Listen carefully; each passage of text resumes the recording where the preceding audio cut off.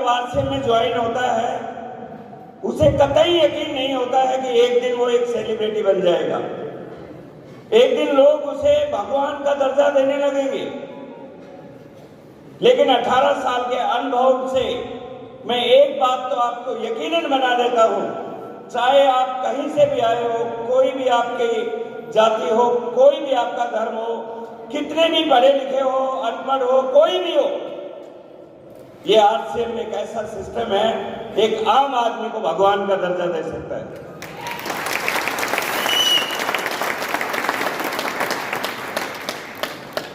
मैं आपके बीच में अगले 40 मिनट बात करूंगा। जो नए साथी हैं उनको मैं बता देता हूं कि अब मेरे बाद कोई आने वाला नहीं है। क्या होता है कि नया व्यक्ति होता है, ताली बजाओ वो आ रहा है, ताली बजाओ वो आ रहा है। अब लास्ट कार्टून में ही हूं। तो जो मैं बातें कहूंगा आप मेरी बात ध्यान से समझना। ये बात मैं क्यों कह रहा हूं, क्योंकि आज से 18-19 साल पहले जब मुझे ऐसे प्रोग्राम में ले जाया गया, पहली बात तो कोई आरसीएम के प्रोग्राम में अपने आप आता नहीं है। यहां बैठा कोई भी अपने आप नहीं आया होगा नया व्यक्ति, उसे ले जाया जाता है, यस और नो। और ले जाने के बाद जब उसे तालियां दे तालियां, उसके सिर में दर्द हो जाता है। और यहां तो थोड़ा खुल्लम खुल्ला है, बाहर जा भी सकते हो। जिस प्रोग्राम में मैं गया था पीछे का गेट बंद कर दिया गया था, तो मेरी क्या दशा रही होगी उस समय, मैं आज समझ सकता हूं कि कुछ लोग ऐसे होंगे।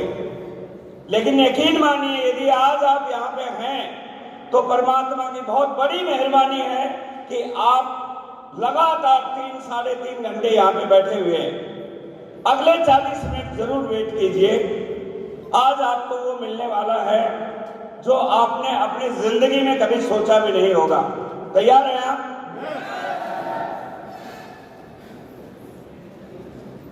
यदि मैं थोड़ा सा अपने बारे में बताऊं 2 मिनट में, मेरा बैकग्राउंड डिफेंस का रहा है, मैं फौजी रहा हूं। भारतीय नौसेना में मैंने 18 साल जॉब की है। बहुत छोटी उम्र में मैं नेवी में भर्ती हुआ, 17.5 साल की उम्र में। पारिवारिक स्थिति बहुत मजबूत नहीं थी, इसलिए मैं फौज में भर्ती हो गया। लेकिन वहां काम करने के बाद मुझे एक बात पता चल गया कि यहाँ पे ज्यादा पैसा नहीं बनाया जा सकता। वहीं से मैंने पढ़ाई की, अपनी एजुकेशन पूरी की और वॉलंटरी रिटायरमेंट लेके मैं आ गया। अभी मैं पेंशनर हूं, लेकिन ड्यूरिंग नेवी पीरियड मेरी पोस्टिंग ज्यादातर मुंबई में थी। मैंने प्राइवेट ही ग्रेजुएशन किया, पोस्ट ग्रेजुएशन किया। मुझे पता चला कि एक्स सर्विसमैन को टीचर की नौकरी मिल जाती है। मैंने बीएड भी किया और मेरा रिटायरमेंट का 1 साल बाकी था, तब किसी व्यक्ति ने बताया कि हिंदुस्तान में एमबीए की डिग्री शुरू हुई है।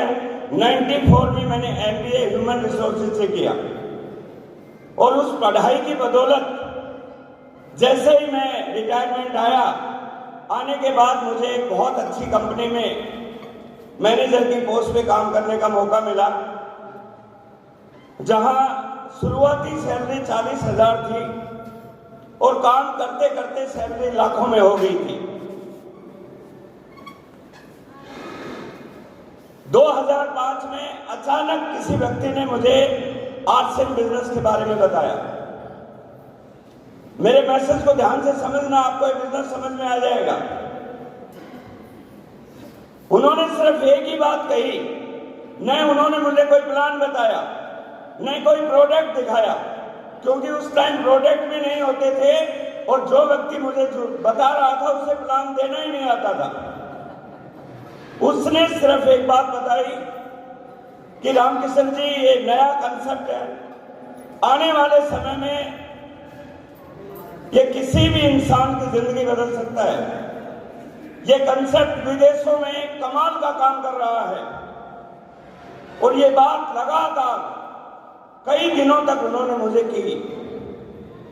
उसी दोस्त को मोबिलाइज करने के लिए मैंने आरसीएम को ज्वाइन किया। कई लोग सोचते हैं कि यहाँ पे बहुत सारे साथियों ने कहा कि किसी ने पैसे के लिए ज्वाइन किया, किसी को प्रोडक्ट अच्छा मिला। ज्वाइन तो आप कैसे भी कर सकते हो, बात ज्वाइन करने की नहीं है, बात है कंसेप्ट को समझने की। मेरी जिंदगी में एक बहुत अच्छा दिन आया कि उन्होंने ज्वाइन कराने के बाद मेरे को एक सेमिनार में लेके गए, और सेमिनार में सेलिब्रेशन फंक्शन नहीं था, एक एजुकेशनल फंक्शन था। वहां पे पहली बार मुझे पता चला कि ये सिस्टम एक ऐसा सिस्टम है जो आपको रॉयल्टी जैसी इनकम दे सकता है।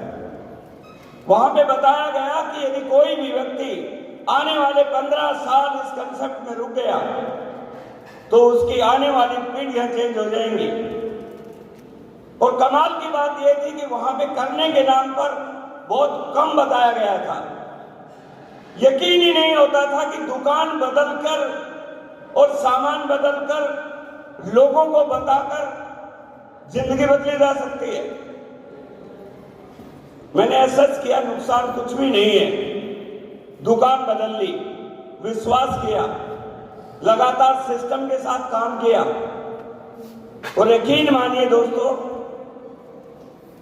एक दोस्त को मोबिलाइज करने के लिए आज से 18 साल पहले मैंने आरसीएम की दुकान बदली थी, लेकिन इस दुकान ने हमारे खानदान को बदल दिया है। और ये बात बहुत पुरानी हो गई है। उस जमाने में न प्रोडक्ट थे, उस जमाने में न कोई बताने वाला था, न कोई व्यवस्था थी, न कोई सेमिनार होते थे, केवल एक चीज थी, विश्वास। आज आपके पास सब कुछ है। आने वाला समय बहुत बड़ा काम होने वाला है। मेरे साथी नरेश कुमार जी अभी बता रहे थे कि आप रुके रहे ना, आप सभी डायमंड बनेंगे। ये बात मैं आपको गारंटी के साथ कहता हूं। यहां बैठा कोई भी व्यक्ति यदि लगातार 2030 तक आरसीएम में रह गया, वो डायमंड बने ही बनेगा, इसमें कोई शक नहीं है। क्योंकि ये बिजनेस अब अलग मोड में आ गया है, अलग मोड में आ गया है ये बिजनेस। हमने गड्ढों में गाड़ियां चलाई, अब हाईवे बन गए। तो तैयार हैं आप? 2013 का दिन मुझे अच्छी तरह याद है, जब इस इलाके में आरसीएम की दोबारा शुरुआत करनी थी, तो 5 लोगों को मैंने पकड़ा। सारे डरे हुए थे। रंजीत, नरेश कुमार, सुनील शर्मा, जगदीश कबीरा, डॉक्टर लखनलाल, सबको फोन किया, कोई फोन उठाने के लिए तैयार नहीं। मैं देवीलाल पार्क, जो नेशनल हाईवे पे आगे है, आपका कोर्ट रोड जाता है, उस पे वहां जाके बैठ गया। लकीली वहां पे सुनील शर्मा जी आए।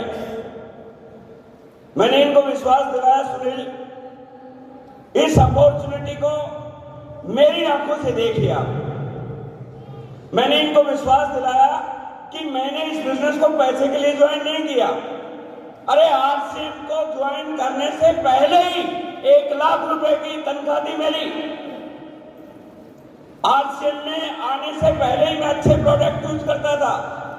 मैंने इनको विश्वास दिलाया कि ये बिजनेस अलग तरह का है, और यकीन मानिए आज मैं आपको बता रहा हूं, टीसी छावड़ा जी पैसे के लिए काम नहीं कर रहे हैं। अरे जरा सोच के देखो, एक व्यक्ति 10,000 करोड़ कंपनी का मालिक सुबह 5:30 बजे हमें सिखाने के लिए उठ जाता है रोज। यदि मार्केट में किसी के 50,000 रुपए या 1 लाख रुपए की तनख्वाह होगी, हमारे से बात करना पसंद नहीं करता। यस और नो? 10,000 करोड़ का मालिक हमें सुबह उठ के 5:30 बजे कुछ बातें सिखाने के लिए प्रेरित कर रहा है। मन्नू ने यहां पे कहा शहीद भगत सिंह ने असेंबली में बम इसलिए नहीं फेंका था कि वहां के लोगों को मारना था, उन्होंने बम इसलिए फेंका था कि वो ये बताना चाहता था कि हिंदुस्तान के लोग जग गए हैं, अब गुलामी में रह नहीं सकते।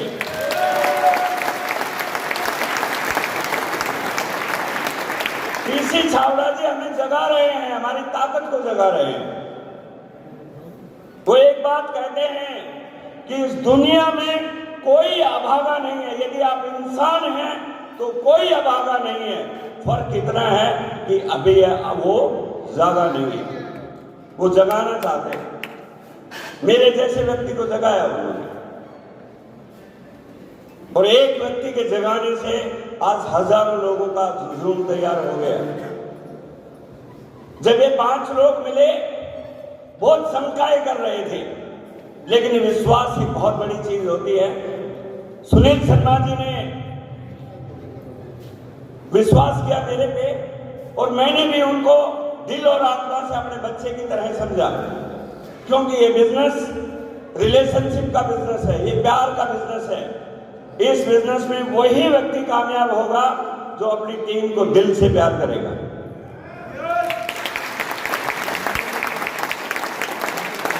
और इन 4 लोगों ने इतना काम करके दिखाया, मुझे बहुत फक्र होता है। आज जब टाइगर टीम का नाम आता है तो मुझे फक्र होता है कि वास्तव में जो हमने पिछले 15 साल लगाए हैं उसमें हमने रियल मायने में कुछ काम किया। क्या आप आगे बढ़ना चाहते हैं? अभी तो कहानी शुरू हुई है, अभी तो कोर्स का नाम चेंज हो गया, स्टार मूवी। अभी ये बिजनेस बड़े मोड़ पे जाने वाला है। ये कैसे होगा इसके बारे में थोड़ी थोड़ी कुछ बातें बताऊंगा। तैयार हैं? एक बात मैं बता रहा हूं, जब मैंने शुरू किया तो मैंने अपना दिमाग लगा के शुरू किया, क्योंकि मैंने एमबीए तक की पढ़ाई की थी और मैं कंपनी में मैनेजर था। जब मैं मीटिंग सेमिनार में गया तो मुझे पता चला लोगों को जोड़ना है। मैं तो बहुत सारे लोगों को जानता था और मैंने जोड़ना शुरू कर दिया।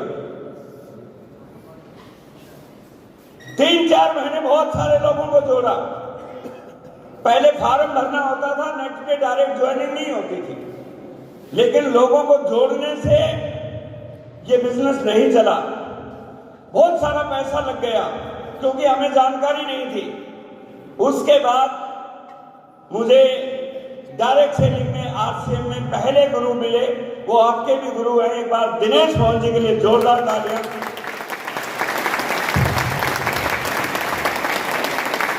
3 महीने बाद वो मुझे मिले और उन्होंने मुझे बताया कि रामकिशन जी, ये लोगों को जोड़ने का बिजनेस नहीं है, ये लोगों को तैयार करने का बिजनेस है। यदि आपने 2 लोगों को तैयार कर दिया तो कमाल हो जाएगा। अभी आप देख तो रहे थे यहाँ पे सुनील शर्मा जी क्या बोल रहे हैं कि 2 लोगों को तैयार कर दिया, स्टार सम्राट ये रूबी बन गए हैं। एक मैसेज लेके जाएं, आप आगे तभी बढ़ सकते हो जब आप टीम के लिए काम करेंगे। मेरी अपलाइन ने मेरे से पूछा कि क्या दिक्कत है। मैंने बोला कि सर मुझे नहीं लगता कि मैं कर पाऊंगा इसको, इसमें तो बहुत कठिनाई है। ध्यान से समझना आपका बिजनेस कैसे चलेगा।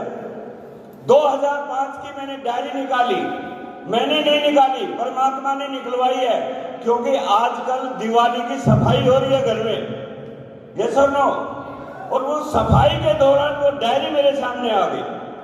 एक कागज 2005 के बाद का आरसीएम का मेरे पास है, एक कमरा आरसीएम की डायरियों से भरा हुआ है। और उस डायरी को मैंने देखा, मेरी अपलाइन ने मेरे से पूछा कि आपको क्या कठिनाई है, क्या असंभव लग रहा है, वो लिख डालो। मैंने लिखा कि इस बिजनेस से 5 लाख रुपया कमाना मुश्किल है। मैंने लिखा इस बिजनेस से बड़ी गाड़ी लेना मुश्किल है। मैंने लिखा इस बिजनेस को पूरे इंडिया में फैलाना मुश्किल है। मैंने लिखा इस बिजनेस से बड़ी टीम बनाना मुश्किल है। मैंने लिखा बड़ा लीडर बनना मुश्किल है। मैंने लिखा स्टेज पे बोलना मुश्किल है। उसके बाद उन्होंने बोला चलो ठीक है, जो आपने लिखा बिल्कुल ठीक है, अब आपको मैं वो काम बता रहा हूं जो आसान है। यदि आप आसान काम करेंगे तो सब सॉल्यूशन हो जाएगा। आप मेरे साथ रिपीट करना। उन्होंने मेरे को आसान काम करने के लिए बताया, क्या आप अपने मित्रों के नाम लिख सकते हैं? क्या आप लिख सकते हैं? मैंने कागज में लिखा यस। उन्होंने बताया क्या आप आपके घर में आर्सन के प्रोडक्ट यूज कर सकते हैं? मैंने कहा यस। उन्होंने इस तरह बोला क्या आप घर में प्रोडक्ट यूज करना आसान है? यस। लोगों की लिस्ट बनाना आसान है? यस। आर्सन के प्रोडक्ट को जान पहचान के लोगों को बता सकते हो? यस। क्या आप मीटिंग में जा सकते हो? यस। क्या आप 30 मिनट किताब पढ़ सकते हो? यस। क्या आप लोगों से प्यार कर सकते हो? यस। क्या आप सपनों की लिस्ट बना सकते हो? मैंने बोला सपने क्या होते हैं? उन्होंने बोला जो आपने असंभव लिखा है वही सपने होते हैं। यदि आप आसान काम करोगे तो मुश्किल काम ऑटोमेटिक सरल होते चले जाएंगे। ये मत सोचना मैंने कोई कठिन काम किया है। मैंने अपलाइन के कहने से लिस्ट बनाई, अपलाइन के कहने से प्रोडक्ट यूज करना शुरू किया, अपलाइन के कहने से किताबें पढ़ना शुरू किया, अपलाइन के कहने से मीटिंग सेमिनार में आना शुरू किया, अपलाइन के कहने से स्टेज पे बोलना शुरू किया, अपलाइन के कहने से टीम रिलेशन बनाना शुरू किया और अपलाइन के कहने से बोलते बोलते आज 50,000 लोगों की टीम हो गई है। ये आसान काम आप कर सकते हैं? कर सकते हैं? तो आप भी वहां से उठ के यहाँ पे आ सकते हैं।